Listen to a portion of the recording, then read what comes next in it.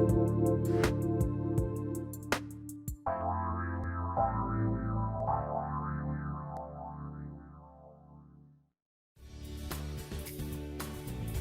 everyone, this is Sherrie Clark, and welcome to Courage to be Seen.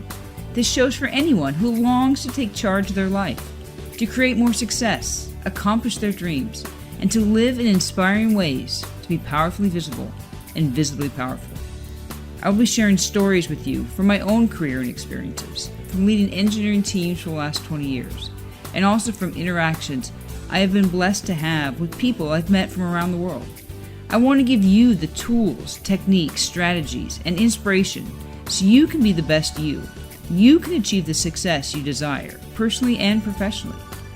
Being authentic, confident, and empowered are the keys to success and the life that you want. You can have the courage to be seen.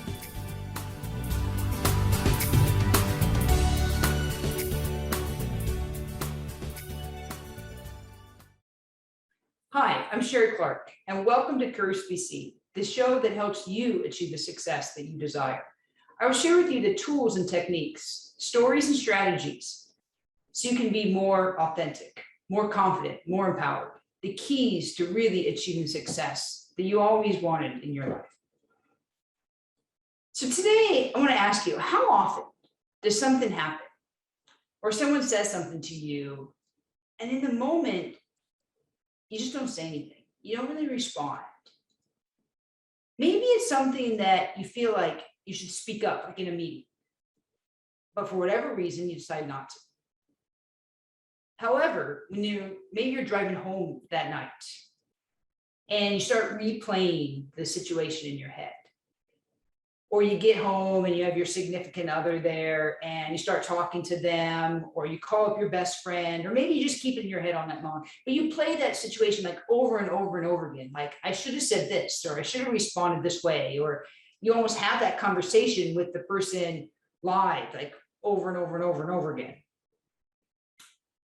And so you finally get to, oh, this is exactly what I should say. And so then comes to tomorrow, maybe you bring it up, but maybe you don't. Maybe the conversation, those perfect words just stay in your head. You know, it's just easier to let it go rather than bring up the situation again. And it doesn't matter if it's personally or professionally. Communication is just so critical in our lives, especially those difficult conversations, those crucial conversations that you really need to have, but they're hard. And so we shy away from them. How often does this happen to you? The truth is, I would like to tell you that I am a communication expert. But the reality is, I think this is an area we all can work always on. It is so important. It is so simply important, a key to success in our lives, that you never really should be done working on your communication skills.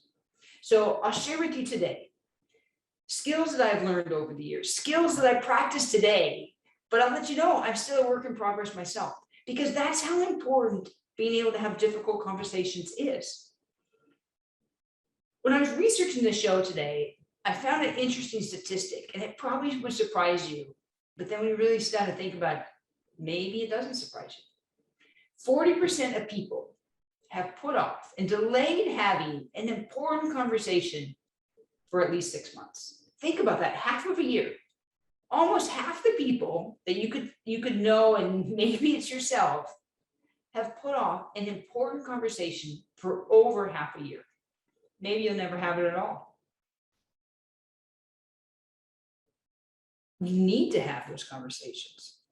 I have to admit that when I have put myself out there and had that crucial, important conversation, very, very seldom is the reaction in the end. No matter how hard it is, I wish I wouldn't have said anything. I don't find myself saying that. I'm not saying never, because sometimes they really don't go the way you want. But for the most part, it's a relief. At least then you start the ball rolling and some things can actually be improved. But if you don't actually have the conversation, nothing can change, nothing can be improved. it just kind of goes in a circle and circle. So that's what I want to talk about today. How can you have that difficult conversation? How can you prepare for those crucial conversations that you need to have in your life? An interesting quote by Thomas Leonard is, all problems exist in the absence of good conversation. Think about that. All problems exist in the absence of good communication. If you can have good communication, then problems have a chance to be solved. It doesn't magically make them go away. I'm not pretending it does, but it at least gives you a chance to solve the problem. And it doesn't matter what kind of conversation we want to talk about. We could be talking about, a manager needing to have a difficult conversation with an employee. They're not performing. We could be talking about an employee wanting to talk to their manager about a raise or a promotion. Maybe you want to tell a friend that they hurt you, or that something that they did made you feel uncomfortable. Do you need to have a conversation with your child about bad grades? Or maybe it's a difficult conversation with your neighbor, that they are parking in a place so you can't get out of your driveway, or they're playing their music too loud. Maybe it's as simple as a stranger taking your spot on the bus. There are all kinds of conversations that we can have in our life. Many of them we need to be having, but they're difficult. They're hard. To have those conversations, you do have to make yourself vulnerable. And that is not easy. I realize that. But if you can start having those conversations, it opens up the key to living a full life, a full, successful life. So as we go through these kind of skills and techniques that you can try to put into your life, there's around conversations, a couple of things I want you to think about. The first one is showing up imperfectly is better than not showing up at all. Showing up imperfectly is better than not showing up at all. So even though we want to practice that conversation over and over our head all night long, we know exactly what we want to say. We've rehearsed it. We've practiced it. We know. But if you never have it, it doesn't matter. It doesn't matter that you had the conversation in your head. You need to show up. You need to have the conversation. You need to at least start. Sometimes, even if the words aren't perfect. I encourage you to focus on being curious rather than focus on being liked. Are you shying away from the conversation because you know it's going to make others uncomfortable, that it might put them and you all in an uncomfortable situation? If you have to tell somebody that they're not doing a good job, that they're not pulling their own weight, are you afraid they're not going to like you? That's not what you want to focus on. Better to focus on being curious. Why is this happening? Why did they do that? What issues and roadblocks are they facing that why the report is late?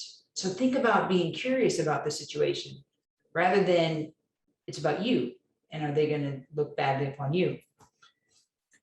When you're using terms in conversation, we want to make sure we don't use vague terms like you're not doing it enough, or you do it all the time. Like, be very specific. Like, you expected it to be delivered by the end of the week and it was not. Define everything as much as you can rather than using these vague kind of terms. I'm going to tell you to be direct. It's important not to hem-haw around and just hint at things and hope that people understand. But I will tell you, when you are being direct, make sure to take culture into account. There's some countries that being direct isn't very appropriate. So you do have to take the culture into account and give respect to people that deserve it. You don't just barge in. So just keep that in mind. So we're going to talk about being direct, but I want you to always temper it if need be. Another key around being curious is making sure that you're not judging kind of in advance. I find it's great to ask questions like, help me understand. I don't really get this. Can you help put it together for me? Can you walk me through the process? You want to make sure you understand it to drive that conversation. And because sometimes the solution isn't the one that you have in your head. Maybe that perfect conversation you already had last night isn't actually the right conversation anyway. So be careful not to judge and try to learn more from others. And the last thing that really kind of a key to all conversations, especially the difficult ones, is allow some silence. Isn't it amazing when it's quiet that we want to like talk and fill it? I know sometimes I talk too fast. And sometimes having that silence is incredibly useful. If you're having a difficult conversation with somebody, especially if they weren't really knowing that that's what you're going to talk about, sometimes you have to take that true pause. Let them think. Let them digest what you told them, get their own thoughts together, because you can't expect them to completely react. You've been thinking about this for days, weeks, months, years, maybe. And then you expect them just to have the answer. So be okay with some silence. Be okay when you put your request out there to let people just listen a little bit. So we avoid these conversations all the time. We say we want to avoid hurting relationship. And the reality, when we don't have the conversations, we're already hurting the relationship. So I'm going to challenge you. Don't put them off. Try a few of these techniques. Start with maybe a little bit easier ones and work into it. You can practice these techniques. You don't have to have that most difficult conversation first. But you already are hurting your relationship by not having the conversation. So give it a shot. You really don't have much to lose. Like I said, I have not regretted. Very, very seldom do I say, I never should have even tried. Maybe there's things I could have done differently in the conversation. Maybe I could have prepared differently, but very, very seldom have I ever said it wasn't even worth the effort. Now, that doesn't mean everything has to have a conversation. You do have to maybe pick your battles. Let's say you come across two people fighting. You don't have to put yourself in the middle of it. If you need to take care of yourself and keep yourself safe, maybe that's not the appropriate. Don't butt into someone else's conversation or situation. Keep yourself safe, that kind of thing. But I'm talking about, you know what I'm talking about. The ones that you really should be having. The conversations that should be going on in your life. Those ones are what we want to talk about. So the first key to having a good conversation is to prepare. Don't just, oh, here's an issue. I was told I should have conversations. I'm going to just have the conversation. Sometimes, maybe right now is not the best time. And sometimes it is to speak up in the moment. But sometimes maybe you do need to take some time to prepare. Think about what you want to say and why. And actually the why is probably more important. It's so funny, we focus on what we want to say, we practice saying it, we maybe write it down, we talk out loud, we talk in the shower, what, I want the perfect words, I want to make my case, I want people to believe me. How much time do you spend when you prepare on the why? It may be more important. In fact, it usually is more important. Let's say you're a manager and you need to talk to an employee. The why might be because we're letting the team down. We're not delivering what we need to the business. We're expected to deliver X and we're not getting there. Like focus on the why, not how bad of a job the employee is doing or they're not meeting their goals.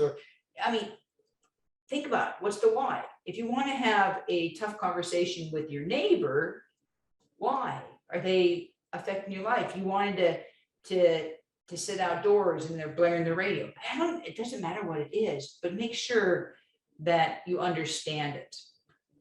That you want to make sure when you have that conversation. So let's say you've been planning in your head, you want to make sure the reason isn't more about you, that you're trying to prove someone wrong, that you're trying to prove yourself right, which is two very close things, but a little bit different. Or are you just being defensive? Well, they did this, so now I'm gonna prove to them, and so I'm on the defense. That's not what you want. That's not why we have conversations. It's not about proving people right or wrong. It's about trying to find a joint way we can move forward, right?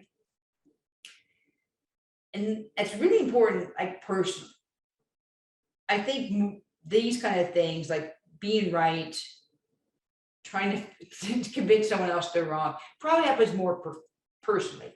From a business standpoint, it's really like, what's the why? You need to state the problem. How is it impacting others? What must change? Those are the type of things you kind of think of business.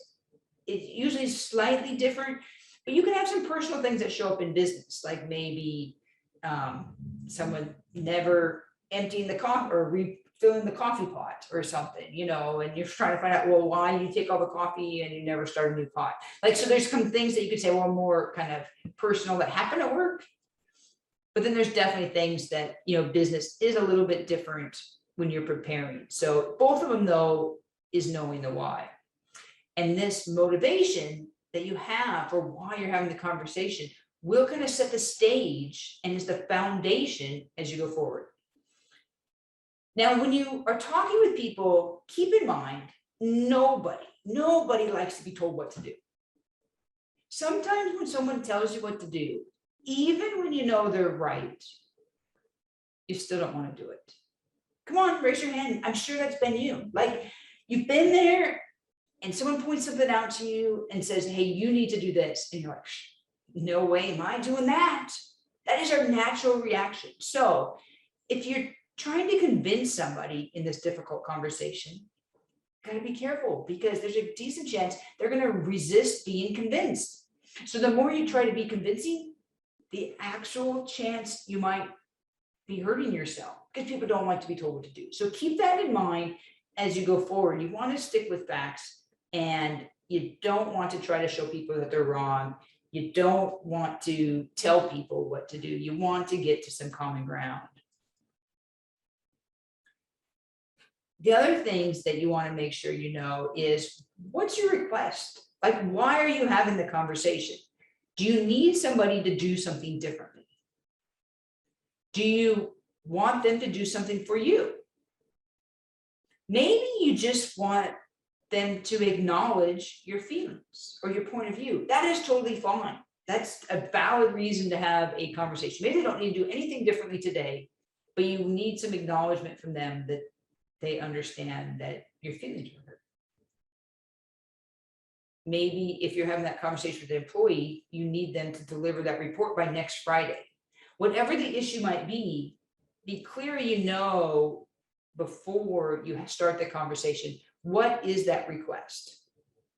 If you have an ask, make sure you make that ask. A lot of women have trouble with that. They kind of hint and hem-haw around, but no, if you have an ask, if you have a request, make it and be specific. Is it something they need to do? Is it a decision they need to make? Is it they just need to listen to you and acknowledge and understand that you have a point of view? One thing I encourage you to do before you start the conversation is take some time and think about it from their point of view. I don't think most of us do this enough. I know I need to be reminded sometimes of it. Why did they do it? Whatever they did. You could ask yourselves to list kind of 5 reasons why they might have thought that was okay. Put yourself in their shoes. Maybe they just didn't know any different. Maybe they didn't know that was the way stuff was normally done, because they had never heard that, because they were raised in a different country or something. I don't know what it might be, but take some time and kind of think about why they might be doing it the way they were. Also, I challenge you to think about too, if whatever the issue is, was it a one-off, or is this kind of like the way they are in a pattern behavior? Because if it's a one-off, maybe it's something else. I find many times when people's behaviors don't seem to make sense, there's something else going on in their life, or at that moment, maybe they came out of some other meeting that's really bad, and then they're just taking it out on you. And that's not appropriate. But keep that in mind. Is this a one-off that, or is it something that, no, this is actually just a pattern behavior that needs to be dealt with? So as you're planning this all, what you should do is practice having these conversations when you can, because that way when you need to have the conversations, you can. Where can you practice? Well, how about when someone asks you what restaurant you want to eat at? Have an opinion, say it, put a request out there. Maybe if the food comes, it's not cooked right, practice asking to get it changed and fixed. So often we say, oh, it's good enough. But if you're not used to making requests, make the request that you want. I have found, right, when I make specific requests, voila, people actually like to help you, because otherwise they're just guessing what you want. And maybe I didn't even know that was an option. So throughout your life, rather than keep quiet, speak up, even if it's little. Maybe someone gave you change and they're $1 short. You're like, oh, no big deal. No, practice. Hey, wait, shouldn't they spend $1? Or if it rang up incorrectly, like practice speaking up for yourself, even though those conversations can be difficult. And that makes then the conversations that you plan, those difficult conversations, that much easier. So once you're kind of ready to have the conversation, plan the actual conversation. First thing is you want to make sure it's an appropriate time. Sometimes you can't control it, because sometimes the conversation has to happen in the moment. But if you can, schedule it. Don't jump it on someone. Let them know, hey, I need to talk to you about your performance. At least ask, hey, is this an okay time? I need to talk to you about something. Make sure that it's good. What you don't want to do is completely surprise someone, or you're having a whole meeting or a conversation and there's throw an important conversation in at the end. You have an hour discussion with someone, in the last 10 minutes, hey, I have one thing I really need to talk to you about. That doesn't work. So plan a specific time for this. Make sure the location is good. Ideally, you can have tough conversations in person. This day and age, that doesn't always work. Sometimes it has to be on video. Maybe it has to be a phone call.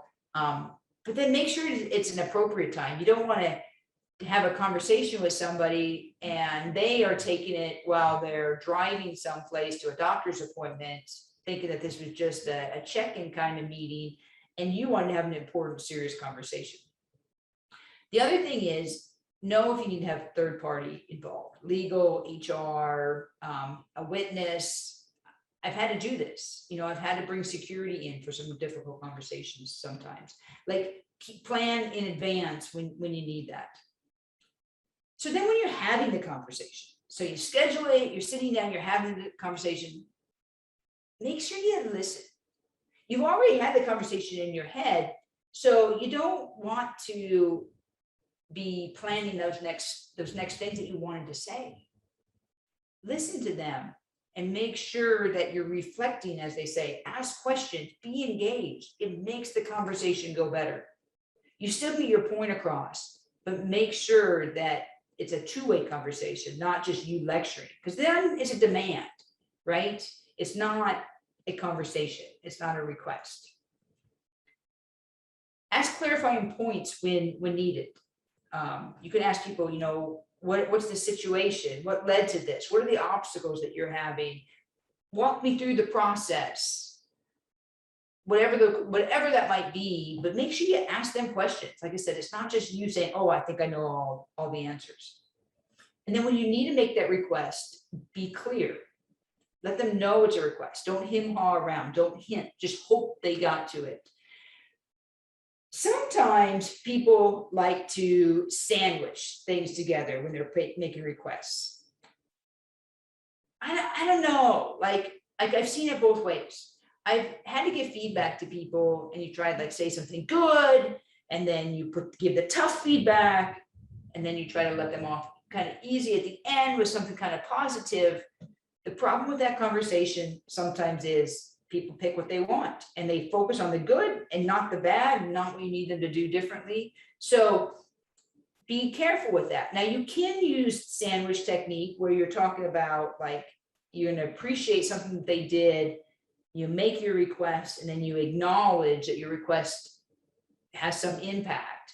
But be careful. A lot of times I like to, hey, if this is a conversation that's tough, let's just talk about the tough stuff. And if it's a positive conversation, I'd like to talk about the positive things. So kind of be either way.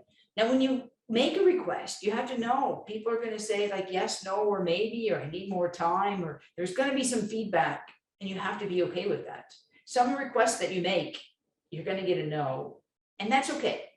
So accept that response and know you're not going to get all of them. That doesn't mean that you shouldn't be having those difficult conversations.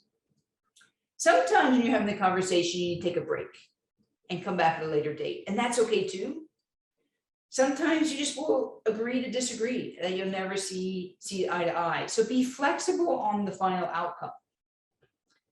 And then the last thing I want to leave you when you're having these difficult conversations, don't forget about self-care. Difficult conversations take an incredible amount of emotional kind of toll on a lot of people.